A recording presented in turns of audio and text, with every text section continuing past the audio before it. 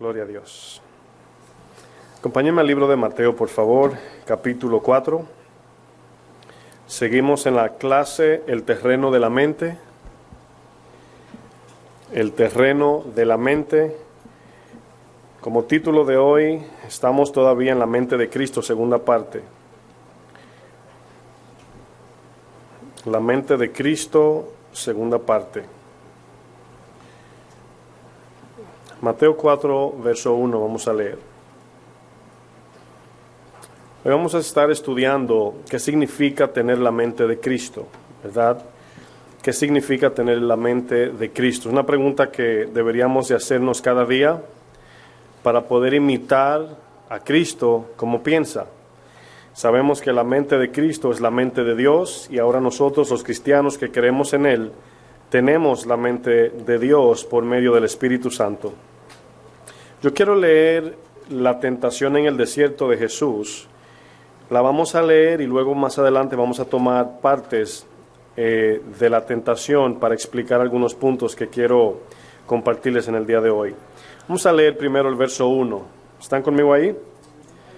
Dice: entonces Jesús fue llevado por el Espíritu al desierto para ser tentado por el diablo. Y después de haber ayunado 40 días y 40 noches, tuvo hambre. Y vino a él el tentador y le dijo: si eres hijo de Dios, di que estas piedras se conviertan en pan. Él respondió y dijo: escrito está, no solo de pan vivirá el hombre, sino de toda palabra que sale de la boca de Dios. Siempre recuerde, la palabra vivirá está hablando de la vida aquí hasta la eternidad. Si usted está tomando notas, usted le puede poner un paréntesis allí a esa palabra, no solo de pan vivirá el hombre, sino de toda palabra que sale de la boca de Dios. Juan 10:10 es la mejor explicación. Cristo vino para darnos vida, y vida ¿cómo? En abundancia. Esa es la palabra vivirá. Luego dice más adelante,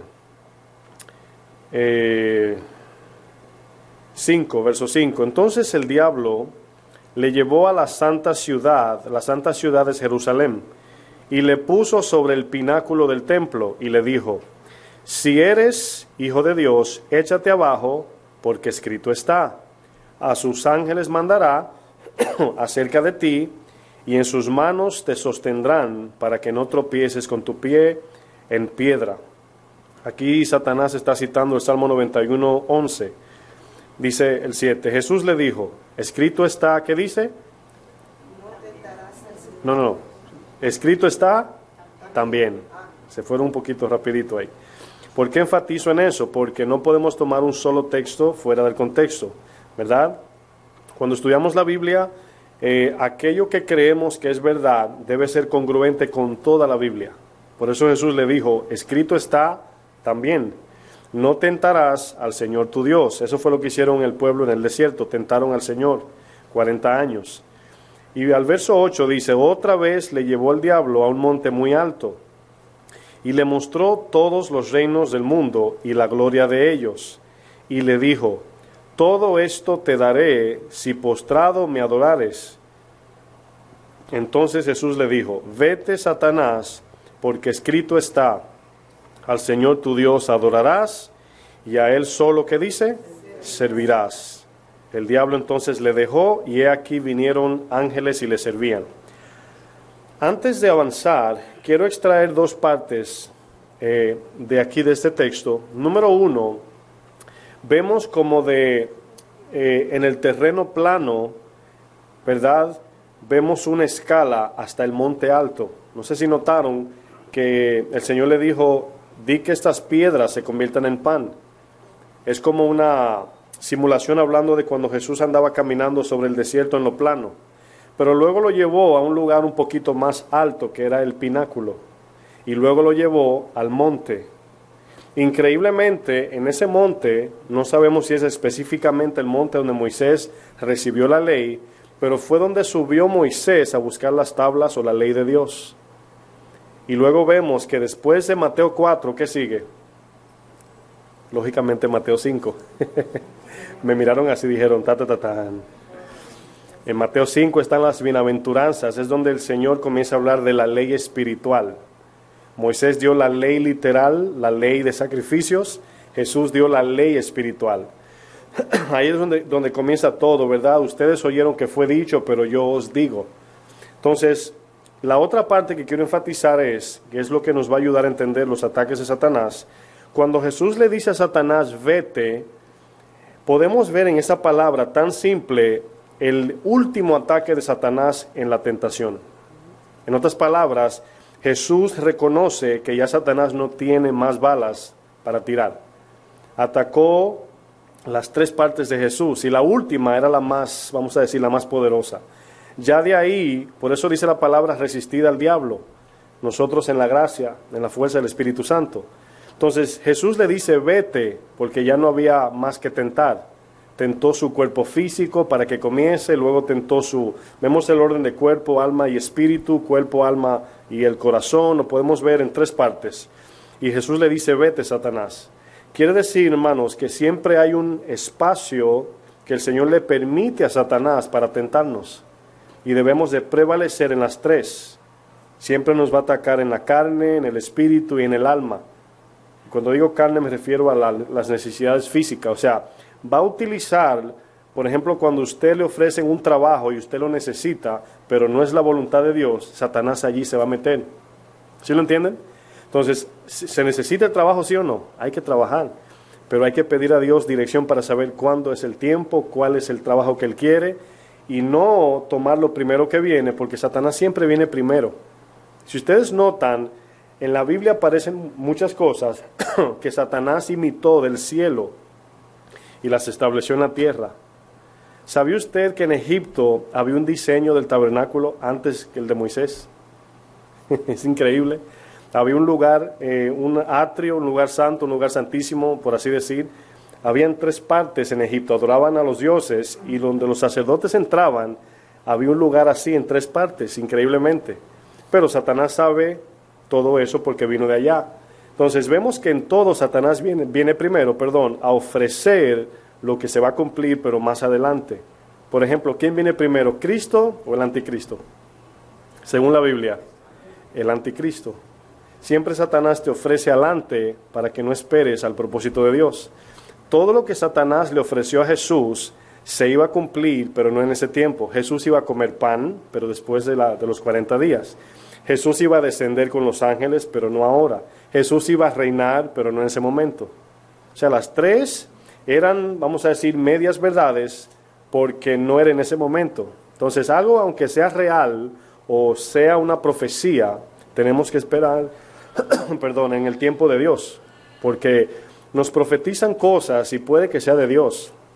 Ahora hay que orar para saber cuándo, cómo, ¿verdad? ¿Con quién? Y esa es la necesidad de tener el Espíritu Santo. Bueno, vamos a avanzar. Quería extraer esas dos cosas de allí. Bueno, vamos a hacer un análisis antes de entrar en el punto que quiero compartir. ¿Por qué Cristo vino, verdad, a la tierra? ¿Por qué el Señor envió a su Hijo?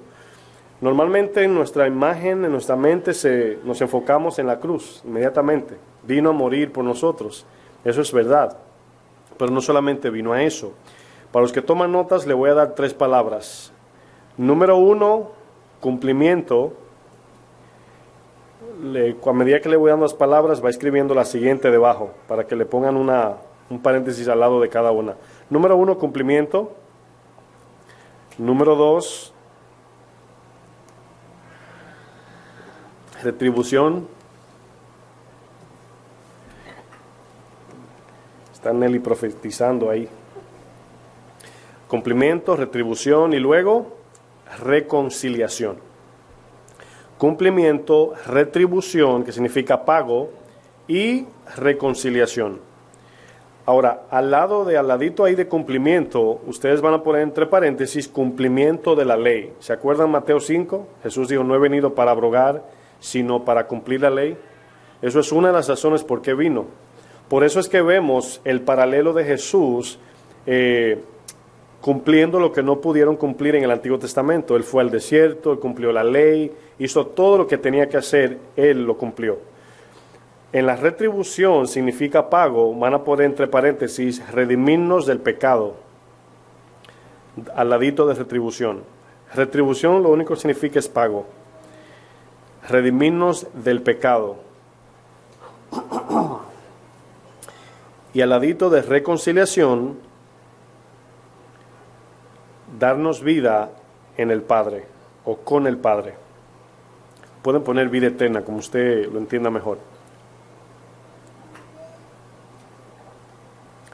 Siempre nos hacemos preguntas cuando leemos la Biblia, y una de ellas es, ¿por qué Jesús tuvo que ser tentado? Si sabemos ahora que era imposible él pecar o fallar. Bueno, a veces olvidamos de que Dios, dice Juan 1:14, se hizo carne. El Verbo se hizo carne.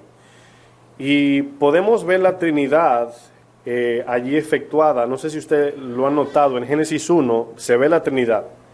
Por ejemplo, el primer texto dice, en el principio Dios, el Padre. En el verso 2 dice, y el Espíritu de Dios se paseaba.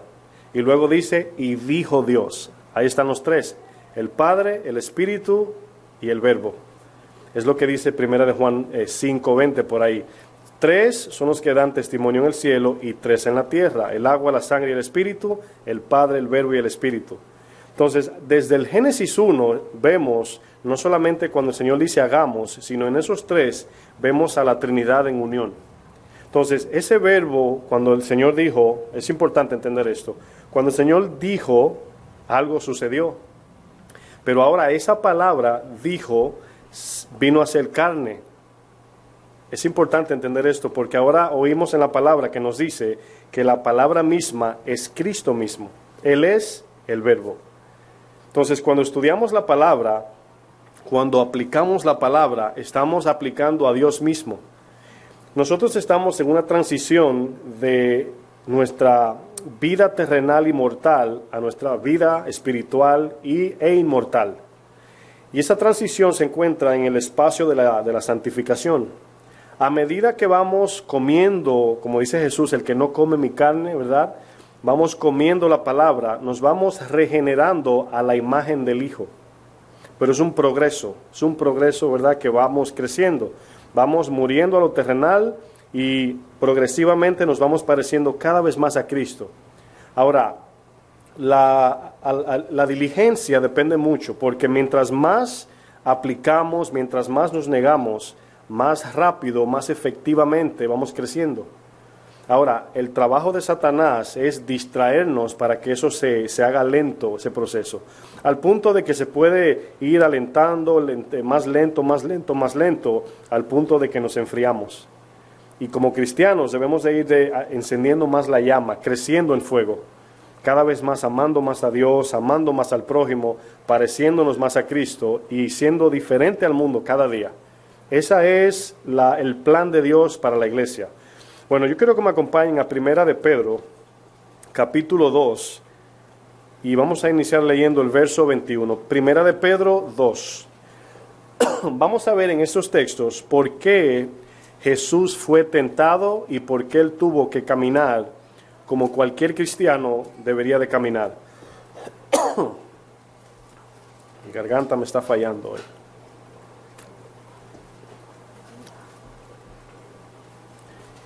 Primera Pedro 2, verso 21. Ahora quiero que noten este texto, porque yo leo esto y me pregunto, bueno, el Señor era santo, era imposible pecar. ¿Por qué el Señor se dejó, no que se dejó, sino el Espíritu lo llevó, pero por qué tuvo que ir a ser tentado?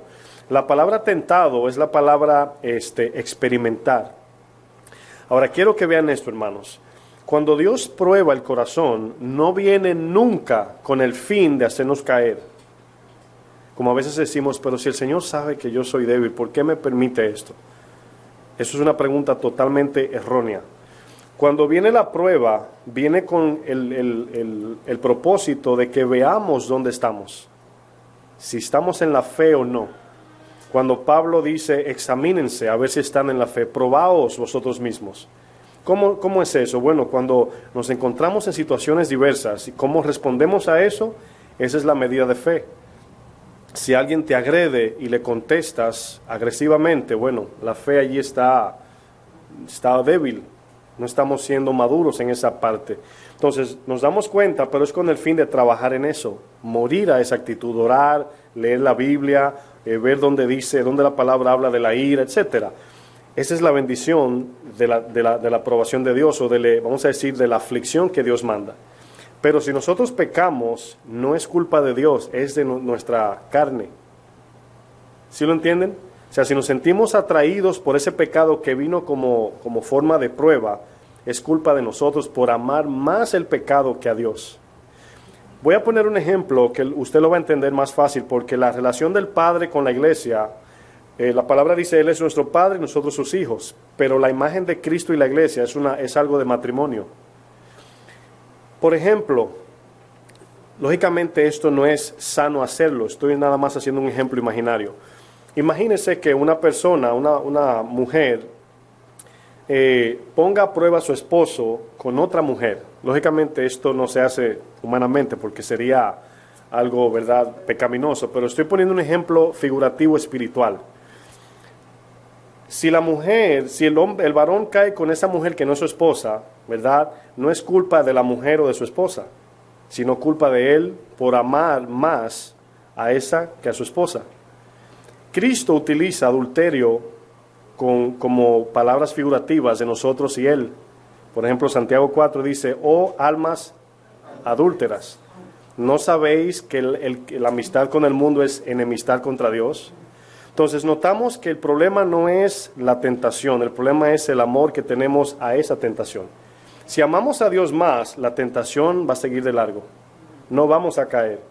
Si usted no es ladrón y le ponen $100 en la mesa, usted no va a caer. Pero si se los roba, entonces el problema no es el dinero. Y hay gente que dice, pero ¿para qué lo puso allí si sabe que no? El problema no es de afuera, el problema está aquí dentro.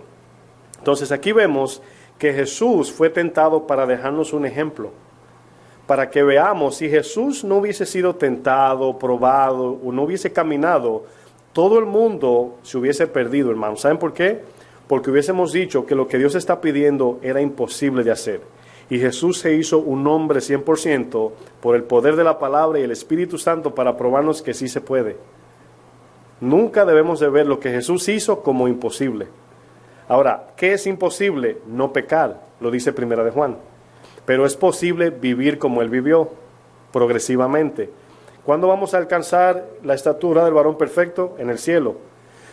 Pero debemos de verlo en escalones, y se comienza aquí y se termina allá. ¿Sí lo entienden? Entonces, porque a veces decimos, bueno, yo nunca voy a ser como Cristo. Bueno, sí vamos a llegar a ser como Él. Dice la palabra que le veremos como Él es, porque seremos igual a Él. El momento que usted quita eso de la ecuación de que es imposible, créanme, hermanos, que Satanás va a hacer una fiesta con usted y conmigo. Pero cuando lo tenemos como posibilidad de que sí se puede, entonces seguimos hacia la meta. El que tiene esta esperanza se purifica a sí mismo, dice Primera de Juan. El que tiene la esperanza de su venida se purifica para que cuando lo encontremos seamos igual que Él. Bueno, miren lo que dice el verso 21. Fíjense lo primero que dice el verso 21. Dice, pues para esto, ¿qué dice? Fuisteis llamados. Yo enfatizo siempre estas palabras porque esto habla del propósito de Dios con cada uno de nosotros. Nos llamó para ser conformados a la imagen de su Hijo. Es el propósito. El texto dice, pues para esto fuisteis llamados, porque también Cristo, ¿qué dice? Padeció por nosotros, dejándonos ejemplo. Ahí está el ejemplo, hermanos. La razón por qué el Señor caminó por la tierra, ya lo leímos, cumplimiento de la ley, Él completó la ley. Por eso cuando en la cruz, Él antes de morir dijo una palabra, consumado es. Cumplió la voluntad del Padre. Por eso es que cuando nos adherimos a Cristo y damos nuestra vida a Él, no para Él, sino a Él, entonces esa consumación de la ley y de la voluntad de Dios en nosotros viene a ser, se nos imputa eso a nosotros. En otras palabras, dice la palabra, Él fue hecho pecado para que nosotros fuésemos hechos justicia en Él. Entonces Él cargó con toda la culpa para que en Él fuésemos justos. Y dice el texto más adelante, dejándonos ejemplo, ¿para qué? ¿Para qué? Sigáis sus pisadas. En otras palabras, vivir como Él vivió. ¿Ven que es posible? Verso 22, el cual no hizo pecado, ni se halló engaño en su boca, quien cuando le maldecían, no respondía con maldición. Cuando padecía, no amenazaba. Increíble que Dios mencione esto, ¿verdad? Sino encomendaba la causa al que juzga justamente. Miren, esto es tan importante, hermanos. Cuando nosotros somos maltratados o hacen alguna injusticia con nosotros, nunca, hermanos, nunca busquemos nosotros la justicia. Puede haber un reclamo válido en la ley. Por ejemplo, si hay leyes establecidas en la tierra, usted puede reclamar. Pero llega un momento donde el Espíritu Santo les deja saber, si usted es sensible, donde le dice, déjale eso al Señor. Donde ya no entramos en un debate de tú me dices, yo te digo, porque yo soy y tú eres. El momento que llegó a ese punto, donde hay un debate, es la marca de donde debemos decir, el Señor se va a encargar. Porque ya yo apelé a la ley terrenal y no me respondieron. No sé si lo entienden. Llega un momento que hay que decir, yo le encargaré esta causa a quien juzga justamente. Satanás te va a decir, reclama que tú eres, ¿verdad? Tú no te pueden hacer eso, no sé. Y nos convertimos, ¿verdad?, en demandantes. Bueno, Jesús no hacía eso. El 24 dice, quien llevó él mismo nuestros pecados en su cuerpo sobre el madero, para que nosotros, estando muertos al pecado o a los pecados, vivamos a la justicia, y por cuya herida fuisteis ¿qué? Quiero que noten que no está hablando de sanidad física, como dicen muchos de Isaías. Aquí la sanidad es del pecado, nos está salvando del alma, nos está sanando de la muerte espiritual. No de que Él murió para que todo el mundo sea sano físicamente. Sí, Dios sana, pero no está hablando aquí de eso, sino espiritual. Porque vosotros erais como ovejas descarriadas, pero ahora habéis vuelto al pastor y obispo de vuestras almas. Fuimos llamados a padecer. Ahora, es ahí donde viene la pregunta de muchos, ¿por qué padecemos? ¿Por qué sufrimos? Y yo quiero ver aquí dos razones. El sufrimiento ya existe por causa del pecado. El Señor maldijo la tierra. Vivimos en un lugar de sufrimiento. No es que Dios manda sufrimiento, es que el sufrimiento ya existe. Yo le diría lo contrario, Dios nos detiene de no sufrir más de lo que podemos soportar. Quiero que lo vean así. Ya el sufrimiento existe. Dios no manda sufrimiento. Vivimos en un lugar, es como usted ir a una guerra, ¿verdad? Y decir que Dios le está mandando balas o le están tirando, ¿verdad?, disparos. No podemos decir eso, estamos en el medio de una batalla. Ya existe el mal, ya el sufrimiento está allí. Lo que pasa es que Dios en su soberanía usa el sufrimiento para tratar con su iglesia. ¿Y qué hace con el sufrimiento? Que nos manda a sufrir en el alma para que podamos recibir el crecimiento y madurez espiritual. Esa es la idea, hermanos. Es necesario padecer. Quiere decir que todo, hermanos, todo lo que está separado de Dios sufre. Todo lo que se separa de Dios sufre. ¿Sí se da cuenta? En el momento que Adán y Eva se alejaron, murieron. Cuando usted y yo, hermanos, mire, es notable cuando un cristiano se va enfriando. Se le nota en el semblante, se le nota en el comportamiento, se le nota en el habla, en todo. Porque la vida de Dios en nosotros es manifiesta. Se nota la vida de Dios en la gente. Pero cuando usted ve a un hermano o una hermana, le dice, hermano, ¿todo bien? Te dicen que sí, pero se sabe que no. Y es por la lejanía de Dios. Pero hay momentos donde están tan cerca de Dios que usted dice, no, hermano, estoy tan contento, estoy tan lleno, tan en paz, porque están cerca de Dios. Entonces vemos que el sufrimiento, hermanos, es por la separación del hombre y Dios. Pero la iglesia ahora utiliza ese sufrimiento y por medio de la gracia del Espíritu Santo, ahí nosotros mostramos diferencia entre el mundo y nosotros. ¿A qué me refiero? Que cuando viene un ciclón, viene un terremoto, la iglesia debe responder diferente a la gente del mundo o a los del mundo. Y la gente va a mirar eso y se va a preguntar cómo, ¿verdad? como decía en Queens, en este país se cumplen las cuatro estaciones, ¿verdad? Hay invierno, primavera, hay otoño y ¿qué más? Y verano. La Biblia, en su contexto, muestra la primavera como la temporada perfecta, porque es donde siempre está floreciendo las cosas. Y es una temperatura fresca, es muy bueno. Mientras el mundo está en invierno, en el verano abrasador y en el otoño donde se caen las hojas, la sequía, nosotros espiritualmente debemos estar en la primavera. No sé si lo entienden. Y mientras las hojas se le caen a otros, nosotros verdecitos. Mientras muchos tienen frío, nosotros en ese fresco, en ese balance de temperatura, ni muy caliente ni muy frío. Y esa es la diferencia del mundo y la iglesia, o debe ser. No nos podemos parecer al mundo, no debemos parecernos al mundo. Debemos estar en esa primavera espiritual mientras todos están en su otoño, ¿verdad? En su, siempre se me olvida, verano, etcétera. Ya usted sabe. Y esa diferencia es lo que la gente dice, pero ¿cómo es posible que tus hojas estén verdes y las mías se están secando? Dice la palabra, bienaventurado el varón que no anduvo en consejo de malos, ni se sentó en silla de escarnecedores, ni tampoco, ¿qué? Ahí falta una. Dice, sino que en la ley de Dios está su delicia, porque medita día y noche. O sea, esa raíz está siempre absorbiendo el agua de la palabra. Y eso es lo que hace la diferencia. Bueno, el sol, siempre lo he dicho, tiene dos efectos. Le hace daño a la planta si no tiene agua, pero si la planta tiene agua, el sol viene a ser un beneficio para esa planta. Pero si no estamos hermanos en el agua, es imposible. Y nos vamos a deteriorar igual que el mundo.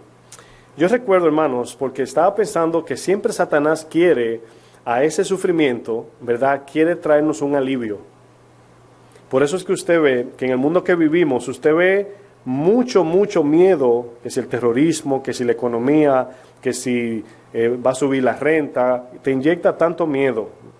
La televisión, todas las noticias, pero por el otro lado te quieren inyectar con cosas de comodidad. Entonces te llevan a un estrés tal que tienes que casi obligatoriamente comprar su producto de alivio.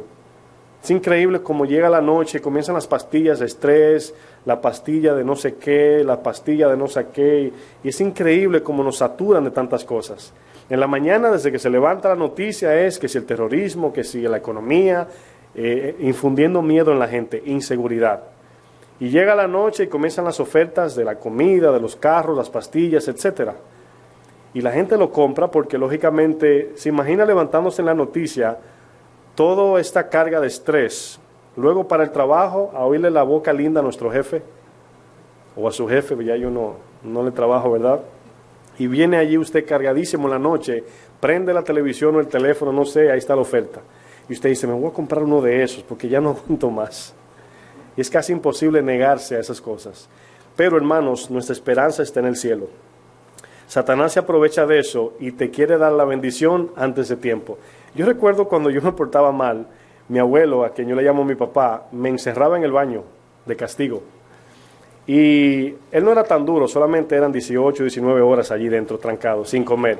No era algo tampoco así como que uno crea, ¿verdad? Como hoy en día usted le levanta la mano al niño y ya la policía le está tocando la puerta. Bueno, y yo recuerdo que me entraba allí y venía mi primo. ¿Sí me entendieron, verdad? Venía mi primo y me abría la puerta y me decía, sal. Y yo decía, sal, ni azúcar. Si mi abuelo no me saca, yo no quiero salir. Pues yo sabía que si yo salía, era como una doble condena que me caía. Miren, uso ese ejemplo, ¿verdad? Así, muy jocoso, pero es lo que Satanás hace. Satanás quiere que si nosotros pagar lo que le debemos a Dios, salgamos en alivio. Vamos a decir, el sufrimiento del mundo es culpa nuestra por el pecado. Debe de haber un pago. ¿Cómo pagamos? En Cristo. Satanás te ofrece miles de cosas para que tú agarres eso sin pagar el precio. Esa es la idea. Y todavía aún así estamos vacíos con todo lo que Él ofrece, pero la gente cree que eso lo va a llenar. Antes que confiar en Cristo, y si no tenemos aquello que tanto queremos, esperamos en Dios. Por eso la palabra dice que el que espera en Jehová tendrá nuevas fuerzas, y tendrá bendición, y tendrá de todo, pero nosotros queremos aquí y ahora. El famoso dicho, ¿verdad? ¿Qué quieres? $1,000,000 hoy o 100 millones en 20 años? Y todos dicen, ay, mañana se cumple mi renta. Quiero el millón ahora. ¿Sí o no? ¿O quieren el millón, 100 millones en 20 años?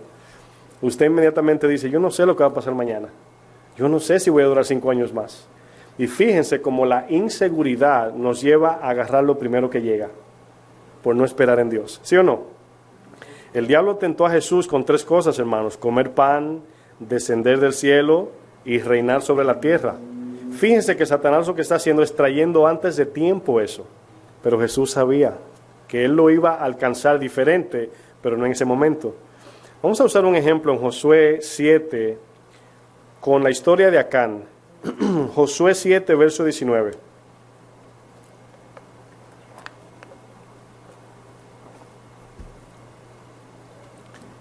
Esta historia, hermanos, la hemos estudiado anteriormente, pero la quiero repetir porque aquí vemos un ejemplo de cuando Dios promete algo. Él lo va a cumplir, pero es en su tiempo.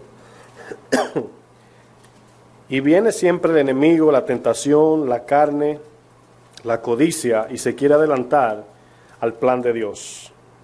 Josué 7, verso 19.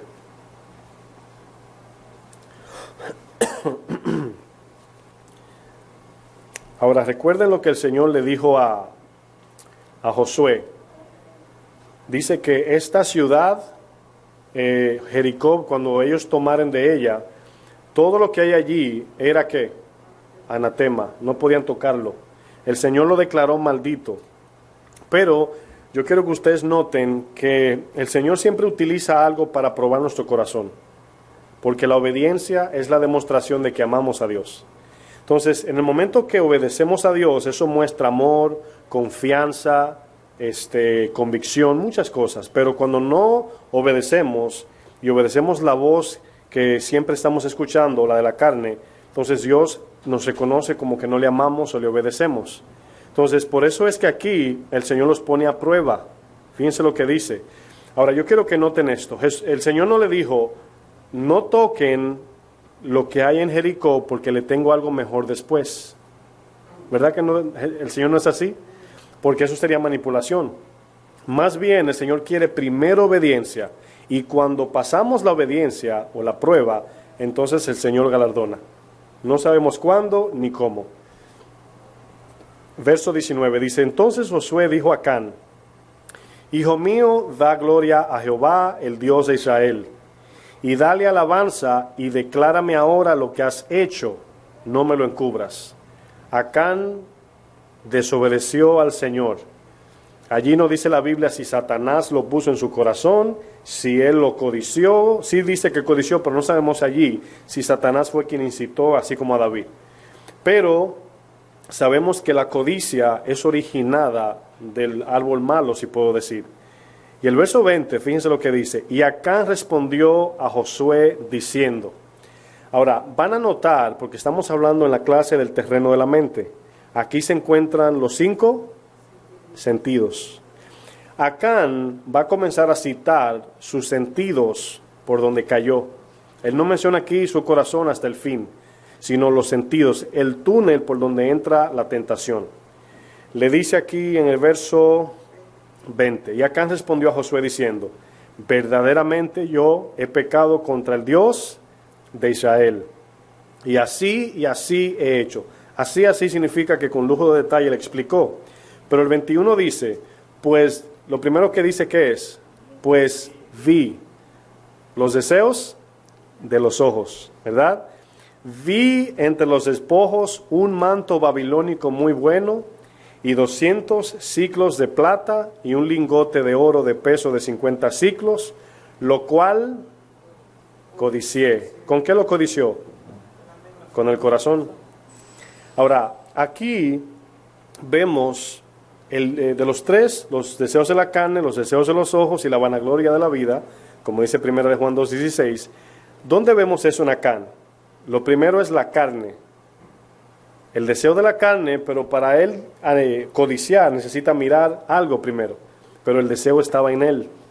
Él era codicioso, según dice aquí, ¿verdad? No se aguantó a la obediencia.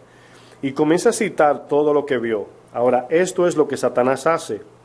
Satanás lo que hace es bajar nuestra mirada a lo físico y ministra en la mente de aquel que codicia y comienza a hacer planes, imaginaciones con eso. Ahora, yo hago una pregunta. La desobediencia, hermano, siempre trae necedad. Porque aparte de robar eso o de tomar aquello en desobediencia, ¿qué tuvo que hacer Acán después? ¿Quién se acuerda? Después que lo tomó. Esconderlo. Ahora vamos a analizar eso para que vean que a veces uno dice, pero ¿cuál es el sentido de robar algo muy caro y lo tengo que esconder? Eso llevó a una serie de pecados. Y vemos aquí, hermanos, que es increíble cómo nos cegamos en lo material.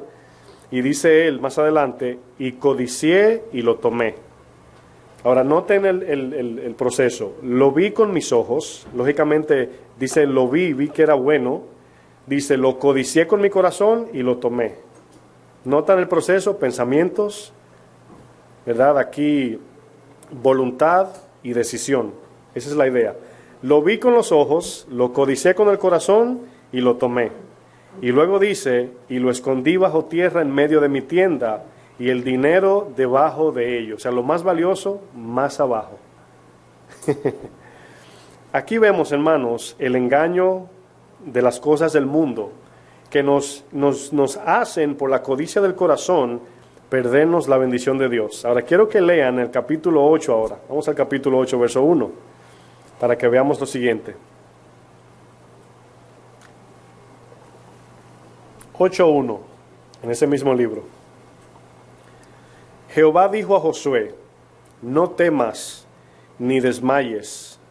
Toma contigo toda la gente de guerra y levántate y sube a Ai. Mira, yo he entregado en tu mano al rey de Ai, a su pueblo, a su ciudad y a su tierra. Y harás a Ai y a su rey como hiciste a Jericó y a su rey. Fíjense lo que dice después. Solo que sus, ¿qué? Sus despojos, ¿y qué más? Y sus bestias tomaréis para vosotros. Ahora, ¿qué sucedió aquí? Nosotros siempre seremos segundo, hermanos, no primeros. En servicio, en decisión. En Filipenses lo dice de esta forma, siempre estimando a los demás como superior. Cuando nosotros nos ponemos de segundo y ponemos a Dios primero o al prójimo, Dios se encarga de nosotros. Es increíble. Jericó representa que Dios, hermanos, es primero en todo. Ahora, fíjense el amor de Dios. Él no necesita ni lingote, ni el manto babilónico. Para eso, eso es basura para Dios.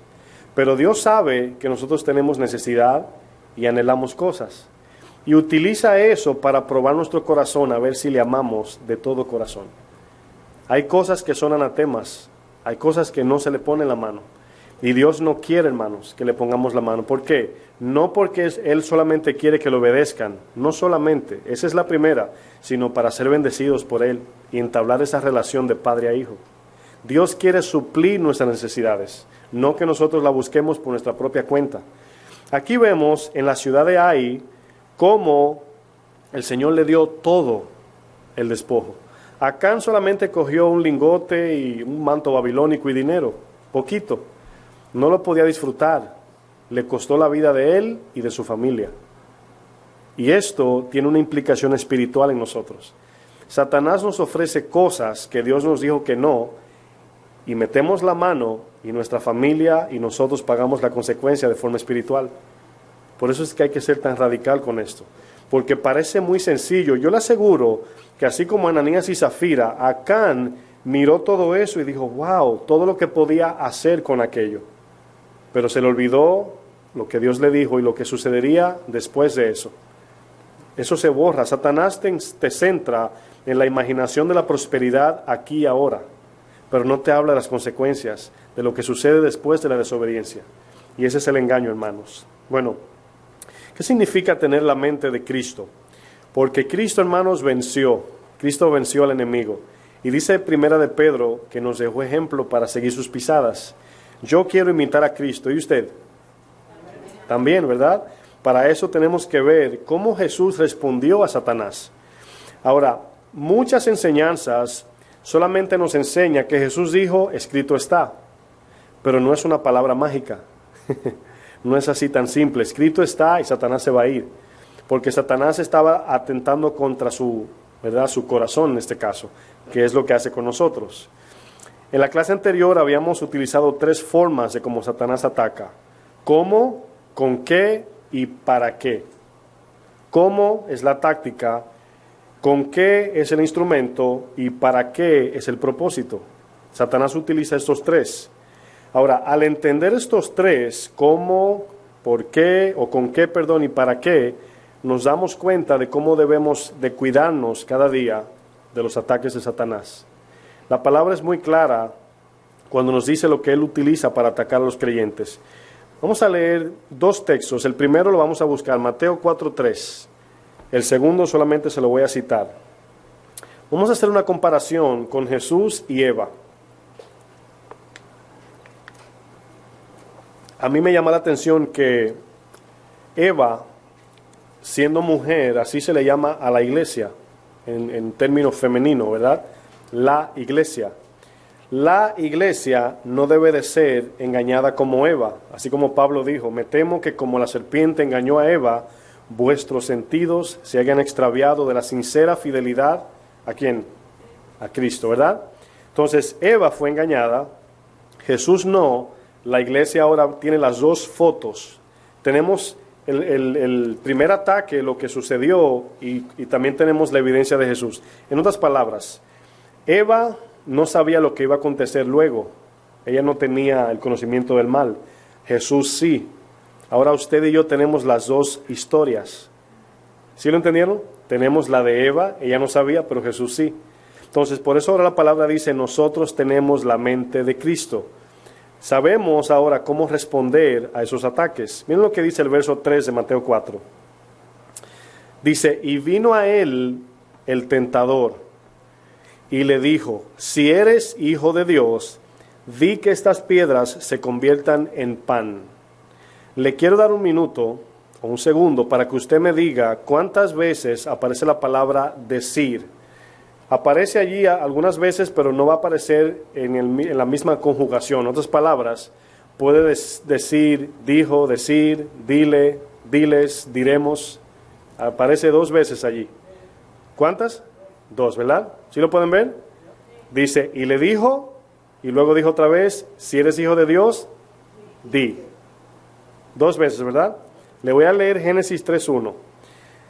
Pero la serpiente era astuta más que todos los animales del campo que Jehová Dios había hecho, la cual dijo a la mujer, con que Dios ha dicho, no comáis de todo árbol del huerto.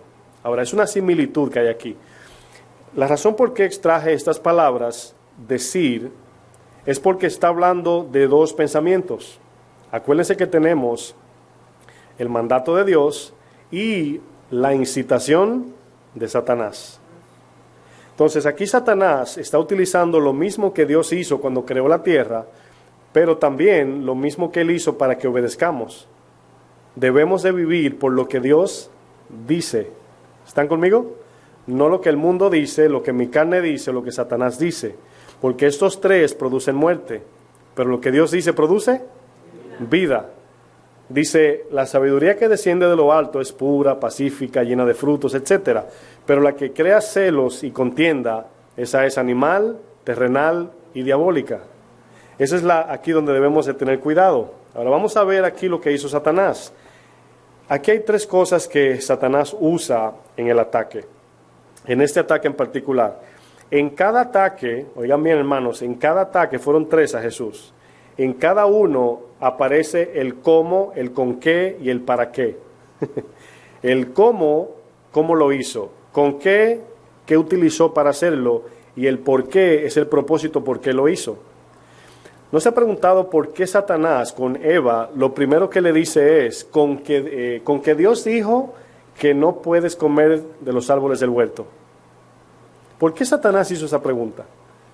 ¿Por qué él le hizo una pregunta haciendo creer que él no sabía de cuál árbol no debía comer? No sé si se recuerdan del texto que dice, con que Dios dijo que no puedes comer de ningún árbol. Ella le dijo, de ninguno no, de todos menos del que está, de la ciencia del bien y del mal. Ni que lo toque, ni que coma. Pero Satanás lo que hace es dejarle saber a Eva, entre comillas, que él no sabe cuál es el árbol prohibido.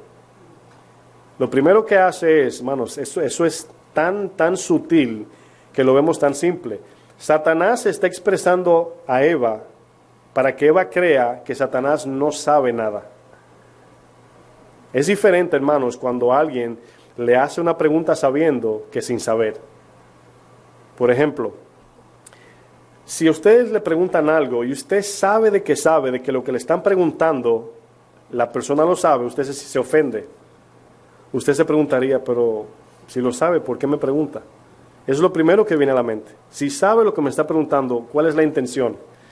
Pero si no sabe, abiertamente usted le explica.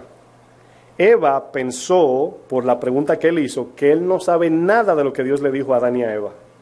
Por lo tal, Eva ve a Satanás como inocente. Es increíble. No sé si lo entendieron. Ella lo ve como que inofensivo. Ay, no sabe el pobre. Déjame explicarle. Al ver a Satanás inofensivo, bajamos la guardia. ¿Sí lo entendieron? Bajamos la guardia. Satanás le dice, con que Dios dijo que no puedes comer de ninguno. Y Eva dice, yo pensando, ¿verdad? Dice, ay, este no sabe. No, mira, te voy a explicar. ¿Verdad? Dios dijo esto y esto. Pero Eva está mirando a Satanás sin malicia, porque no sabe. Ese es el problema de que cuando Satanás viene hasta con un niño de 1 año, hermanos, lo usa. Es increíble, hermanos. Los ataques espirituales son individuales, hermanos. En otras palabras, cada persona responde o a Dios o a Satanás, aunque sea cristiano. Aunque sea cristiano. Mi pregunta es, ¿puede un niño de 1 año manipular? Pero usted diría, pero es inocente. ¿Cómo lo hace? Porque se está dejando llevar de algo que aprendió, que a él le resulta bien. Porque tenemos la naturaleza adámica. Entonces Satanás, hermanos, no puede hacer eso con Jesús. Porque Satanás, delante de Jesús, Satanás se está mirando. ¿Se acuerdan los demonios cuando vieron a Jesús? Dijeron, sabemos quién eres hijo del Altísimo. Porque en lo espiritual se ven diferente. Satanás sabía quién era Jesús, pero también sabía el propósito por el cual Jesús estaba ayunando. ¿Saben cómo sabemos que Satanás sabía? Porque Satanás lo está tentando con aquello que exactamente iba a romper la redención de nosotros. Ese es el propósito final.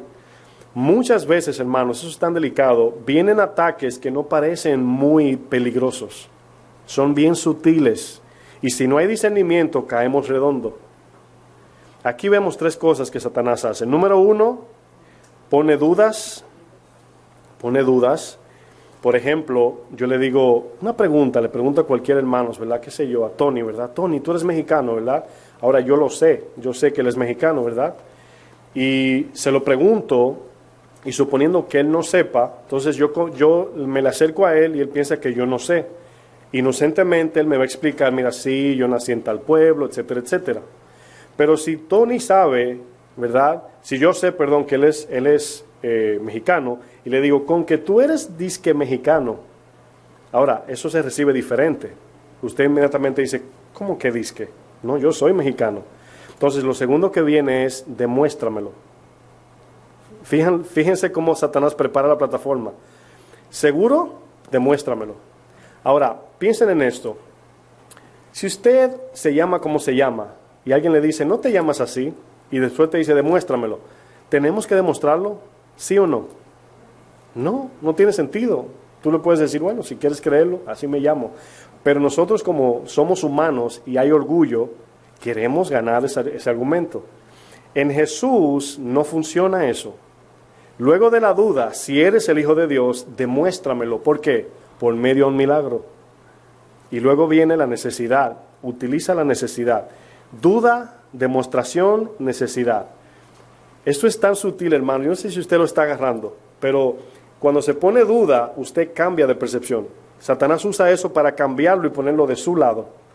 Y usted no se da cuenta. Y en ese momento usted está pensando con la mente del enemigo, no con su mente. En otras palabras, vamos a hacerlo de manera normal. Con que eres mexicano, un ejemplo, ¿verdad? Y él me dice, sí. Y yo le digo, demuéstramelo. Y él me dice, no, o sea, no hay necesidad. Soy mexicano, con eso basta. Él se quedó en su posición. No se movió de allí. Pero si él se sale de allí, comienza a su casa a buscar papeles y a enseñarme fotos, él se está parando en mi territorio. Él me está complaciendo a mí, me lo está demostrando a mí. Jesús no tenía que hacer eso. Jesús no tenía que demostrarle a él que él era el Hijo de Dios, porque Jesús nunca hizo nada, hermanos, para demostrar. Nunca, hermanos. Nunca. ¿Se acuerdan cuando le preguntaban a los fariseos, y acuérdense que eran inspirados por Satanás? Todo lo que decían era del enemigo. Cuando él le dijo, vosotros sois de vuestro padre y los deseos de él quieren hacer, le dijo, si de verdad eres el Cristo, ¿por qué no te manifiestas ya a nosotros? O si de verdad eres, haz un milagro, así como Moisés, o qué sé yo. Le hacían preguntas para ver. Pero ¿saben por qué el Señor? ¿Se acuerdan de Herodes? Después de Pilato lo llevaron allá. ¿Qué dijo Jesús a Herodes? Ni una palabra. Porque Herodes solamente quería ver una demostración.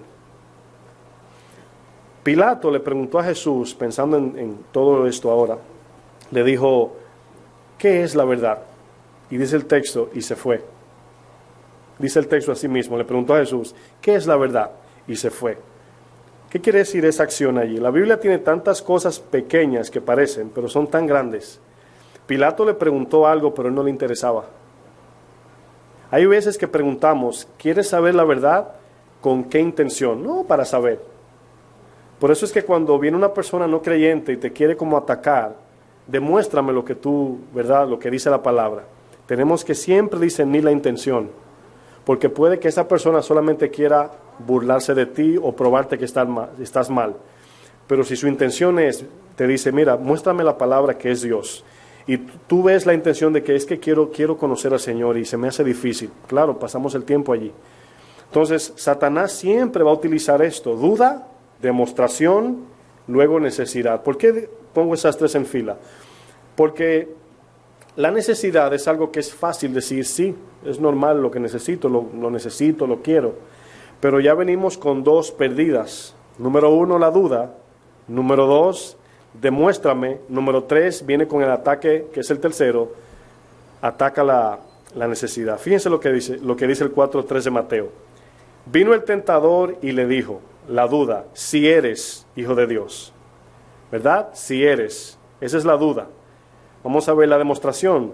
Di que estas piedras se conviertan en ¿qué? En pan. Ahora aquí está el milagro, y el milagro consiste en una necesidad, porque el texto anterior dice, y le dio ¿qué? Hambre. Entonces Satanás va a apelar a nuestra debilidad y necesidad. Duda, demostración, necesidad. Los ataques de Satanás siempre van a venir así, pero acuérdense de algo, hermanos. La necesidad terrenal nunca debe ser más importante que la espiritual. Porque no solo de pan vivirá el hombre. ¿Lo entendieron, verdad? Yo sé que hablé mucho, pero espero que lo hayan agarrado allí. La mente de Cristo, hermanos, no tenía ninguna de estas cosas que Satanás pensaba. Satanás apeló a su convicción, apeló a su firmeza o humildad y apeló a su confianza en Dios. Jesús tenía las tres: convicción, humildad o sumisión y confianza. Si somos nosotros, 40 días no, hermanos. Yo cuando ayuno, no voy a decir los días para que no lo hagan una ley, pero ya al ratico ya tengo hambre, ya todo me huele. 40 días, hermanos, 40 días y noches es mucho. Yo no me imagino el hambre que Jesús tenía, pero pasó la prueba. Luego vinieron los ángeles y ministraron su vida y le dieron que comer, no sé. Pero llegó el momento de eso. No fue cuando Satanás quería que sucediese, sino después. Luego en la demostración vemos que Cristo no era orgulloso. No debemos hacer nada para demostrar. A uno le pasa eso, hermanos. Yo me encuentro a veces en eso. A veces uno le viene un pensamiento, una opinión. Están hablando 2 o 3 y tú sabes que lo que están hablando está mal bíblicamente. Siempre te va a venir ese deseo. Demuéstrale que no es así. Y he aprendido a orar en ese momento. Decir, Señor, háblame cómo debo hablar aquí. Aunque yo sepa lo que quiere decir, pero eso que yo sé, ¿cómo lo aplico para bien?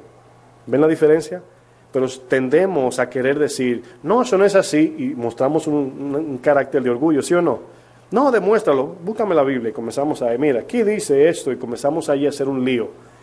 Ganamos el argumento y perdemos el alma, o perdemos la persona para Cristo.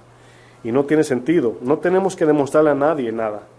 Incluso, hermanos, algo falso que el enemigo utiliza en el evangelismo es que a veces creemos que debemos convencer a la gente. A veces pensamos eso, es que, hermano, y comenzamos allí. Nosotros fuimos mandados a llevar el evangelio. Donde no lo reciban, sacúdanse los pies y siga. Eso fue lo que dijo Jesús. Y si no me entienden, siga hacia adelante. Vendrá otra oportunidad, siga orando por ellos, pero no querer convencer nosotros, no es nuestro trabajo. Nosotros compartimos el mensaje, el que lo quiere, se lo damos, el que no, Santiago dice, sembrando la paz para los que hacen paz. Pero el que no quiere, dice la palabra que no contendamos con el necio, no tratemos de obligar a la gente a creer ni a oírnos. El momento que usted ve una actitud cerrada, usted se aparta. Y lo que puede hacer es solamente ser amigable, amable, servirle, pero deje la palabra por un momento a un lado, porque la gente no le gusta que lo obliguen. Bueno, para ir avanzando, la mente de Cristo, hermanos, la podemos ver o la podemos desarrollar con dos principios que usted ya ha escuchado cientos de veces. ¿Cómo podemos desarrollar la mente de Cristo? Aunque son dos palabras, yo sé que no es tan simple. La primera es morir a lo terrenal. Morir a lo terrenal. ¿Por qué morir a lo terrenal? Porque el morir a lo terrenal desarma el enemigo.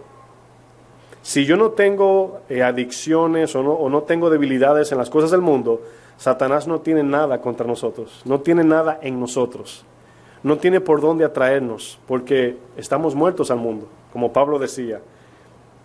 Yo estoy muerto al mundo, el mundo está muerto para mí. Y la segunda palabra es, la número uno, morir a lo terrenal, y la segunda, buscar las cosas de arriba. Quiero explicar estas dos que parecen muy simples, ¿verdad? Cuando usted y yo hacemos morir lo terrenal, el amor a lo terrenal, no es morir a lo terrenal en el sentido de botar todo lo que es físico o que usted puede tocar, no.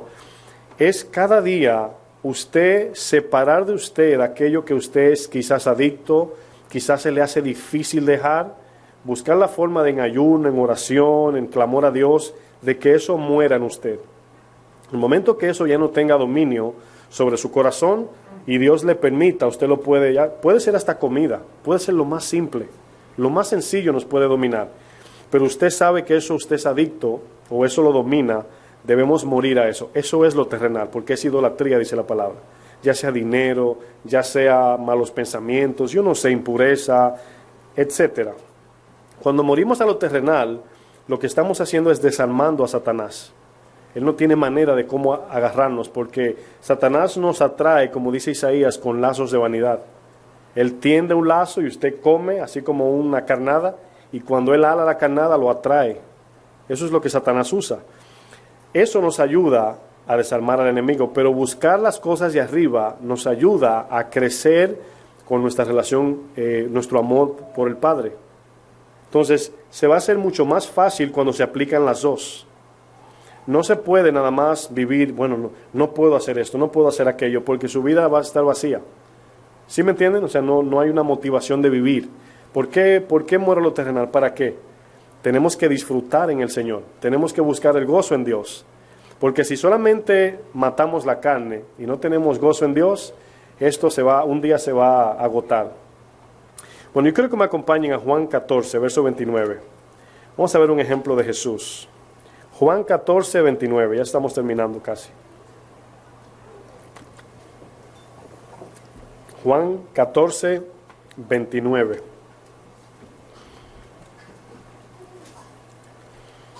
Fíjense, aquí Jesús dice una palabra que parece muy simple. Voy a utilizar el 29 como contexto para que tenga sentido el 30. Juan 14, 29, ¿están allí? Dice, y ahora os lo he dicho. Esta palabra, hermanos, es sumamente importante. Si puedes subrayarla y léala una y otra vez hasta que la entienda. ¿verdad? No la voy a usar como parte de la enseñanza de hoy, pero es algo que es muy necesario para la fe. Porque miren lo que dice Jesús. ¿Se acuerdan cuando yo les comparto lo del anticristo? Que le digo que no lo vamos a saber antes, sino cuando esté aquí. Jesús dice, y ahora os lo he dicho antes que suceda, para cuando, ¿qué dice? Suceda, creáis. Es un principio bíblico, hermanos. Ese es el principio de la fe. Pero antes de ver para que creamos, hay algo que se llama fe en Dios. Como conocemos que Él es fiel y verdadero, nuestra fe nunca va inclinada a la promesa, sino en Dios. Y cuando se cumple la promesa, nuestra fe en Dios, ¿qué hace? Crece, ¿verdad? Es lógico, porque lo que Él dijo se cumplió.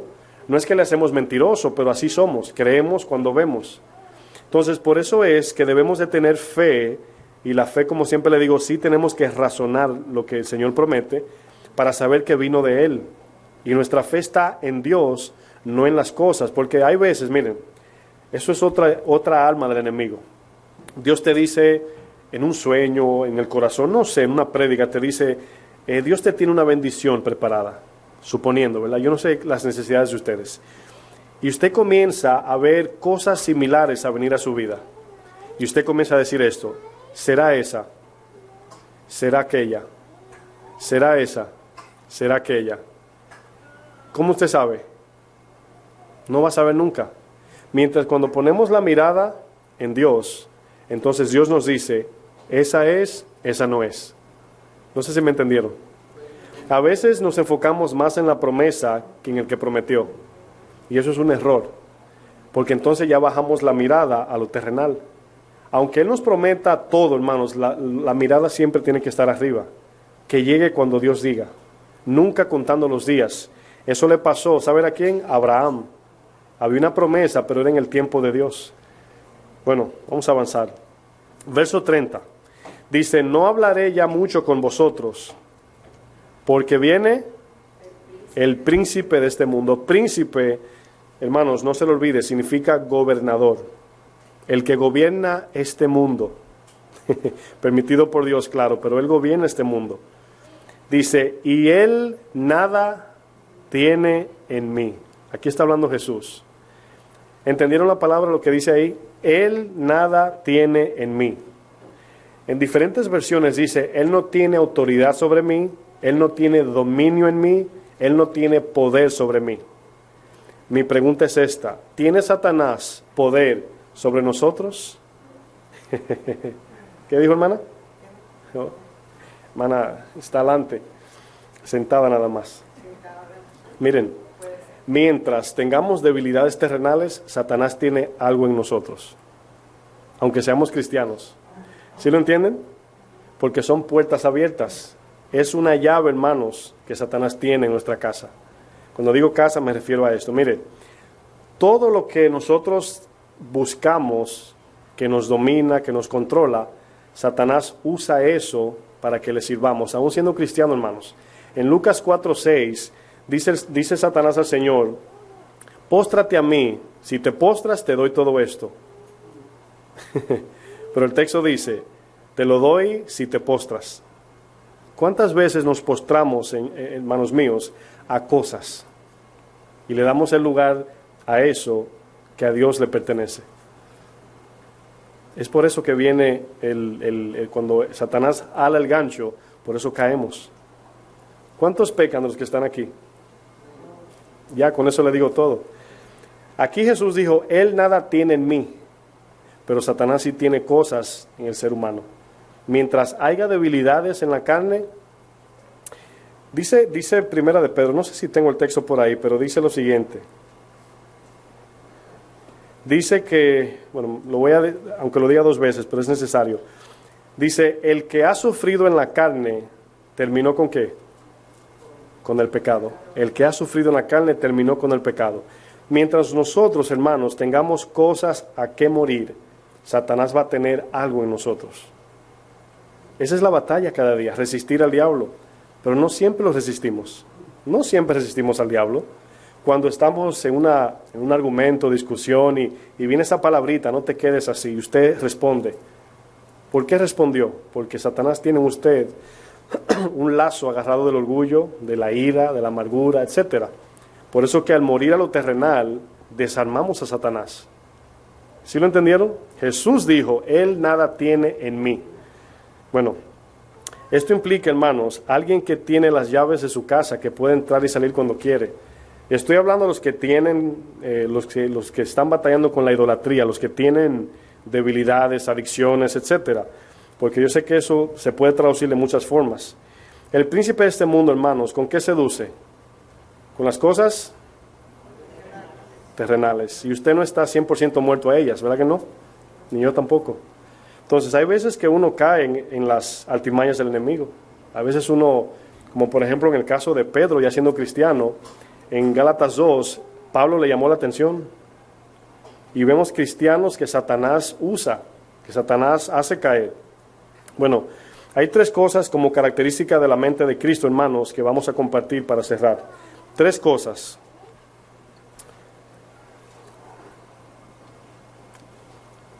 La número 1, sumisión. Número 1, sumisión. Número 2, convicción.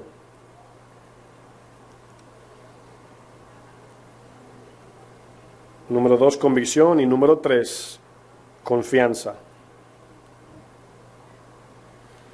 Al inicio de la clase yo les decía que a veces cuando vemos la enseñanza de Mateo 4, escuchamos que siempre dicen, ¿verdad? Bueno, ¿qué hizo Jesús? Le dijo, escrito está. El problema es que en la Biblia aparece, lógicamente, para el lector de esta forma, escrito está. Pero cuando viene a nosotros una tentación, nosotros nos respondemos así, escrito está. Debemos, pero no siempre esa es la respuesta. Ahora, no es que tenemos que citar esa palabra exacta, escrito está, pero debemos de tenerla en la mente. Cuando viene una tentación, debemos decir, la palabra no dice eso, porque escrito está. Así Jesús venció al enemigo. No siempre respondemos en el escrito está, no siempre. Y cuando no respondemos al escrito está, es cuando el enemigo entonces tiene sobre nosotros una autoridad, un papel legal que nos hace deslizarnos en el pecado.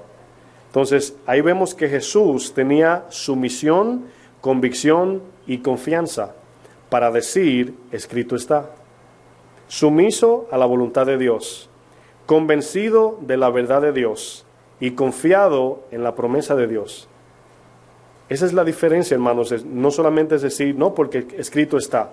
No es tan superficial. Ese escrito estaba ligado al corazón de Jesús. Él estaba sumiso a Dios, convencido de la verdad y confiado en su Padre, para poder decirle a Satanás, escrito está. Bueno, vamos a ver los dos puntos en Primera de Pedro 4:1 y luego vamos a ver Colosenses y terminamos. Morir a lo terrenal, buscar las cosas de arriba. Primera de Pedro 4:1.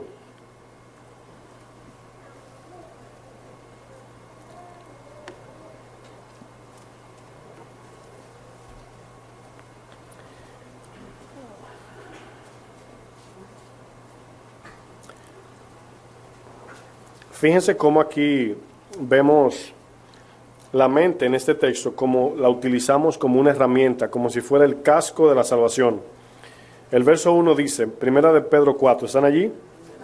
Puesto que Cristo ha padecido por nosotros, vosotros, ¿qué dice? ¿Vosotros qué? También armaos del mismo pensamiento, pues quien ha padecido en la carne, terminó con el pecado. Fíjense lo que dice el 2. Para no vivir el tiempo que resta en la carne, conforme a las concupiscencias de los hombres, sino conforme a la voluntad de Dios. Ahí está el contraste, hermanos. El mundo nos ofrece, la carne quiere y Satanás también nos seduce. Pero el que quiere vivir en la voluntad de Dios tiene que morir a todo eso. No dejarnos dominar de esas cosas, muertos a todos esos deseos. Todo aquello que me detiene de hacer la voluntad de Dios, debemos morir a eso.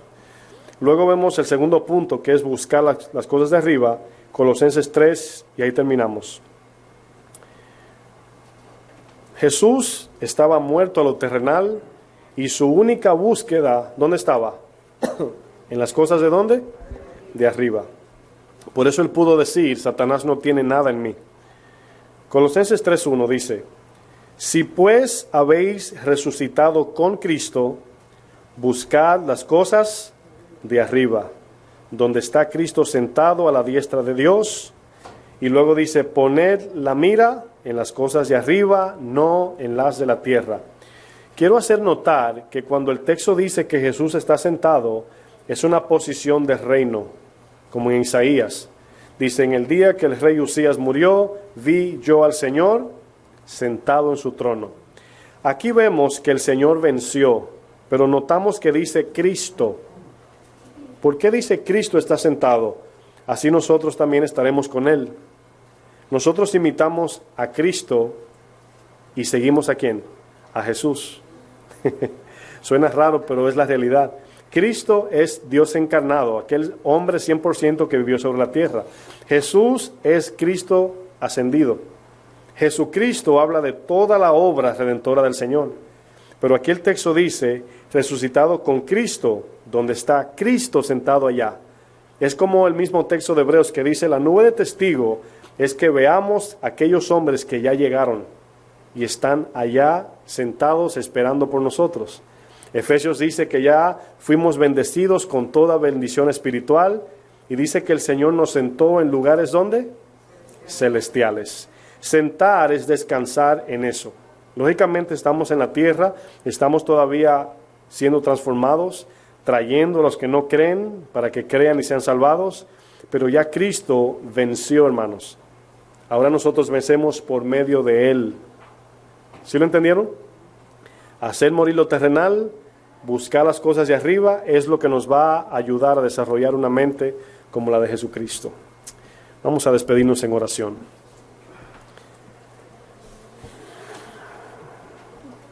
Amantísimo Dios, Padre de gloria, te damos gracias por tu palabra, Señor. Te pido, Padre, que todo esto que hemos recibido de ti, mi Dios, no caiga en saco roto, mi Dios. Que podamos cada uno de nosotros responder en humildad, en una actitud sumisa, Señor. Y que cada día podamos crecer, aunque sea un poquito más. Yo te pido, Padre, que tu Espíritu Santo siempre presente, ayudándonos en todo, porque sabemos que todo esto lo cumplimos por gracia solamente. En el nombre de Jesús. Amén. Dios le bendiga, amados.